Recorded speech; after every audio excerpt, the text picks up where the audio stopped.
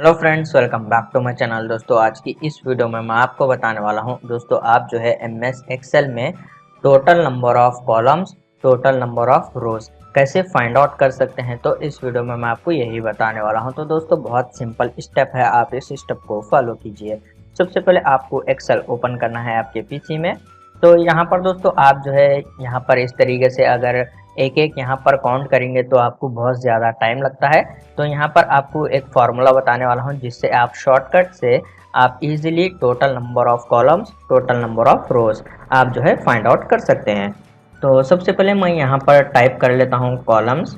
Okay, उसके बाद आपको जो है यहाँ पर इजिकल टू टाइप करना है, फिर आपको यहाँ पर कॉलम्स टाइप करना है। यहाँ पर आप देख सकते हैं, फिर आपको यहाँ पर कॉलम्स का ऑप्शन है, आप यहाँ पर सेलेक्ट कर टैब प्रेस कीजिए। उसके बाद आपको यहाँ पर इसकी वैल्यू टाइप करना है 1:1। तो यहाँ पर आप देख सकते हैं टोटल कॉलम्स यहाँ पर सेलेक्ट हो गए हैं इस तरीके से। उसके बाद आपको ब्रैकेट क्लोज कर देना है, फिर आप यहाँ पर एंटर प्रेस कीजिए तो यहाँ पर आपको शो हो जाएगा।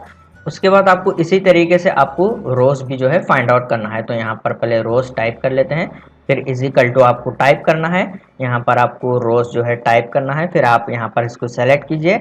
उसके बाद आपको यहाँ पर टैब प्रेस करना है, फिर आपको यहाँ पर इसकी वैल्यू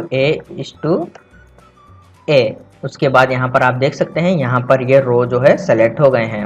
उसके बाद आपको ब्रैकेट क्लोज कर देना है, फिर आपको यहाँ पर इंटर प्रेस कर देना है। तो यहाँ पर आप देख सकते हैं यहाँ पर total number of columns, total number of रोज यहाँ पर आपको दोनों शो हो रहे हैं इस तरीके से।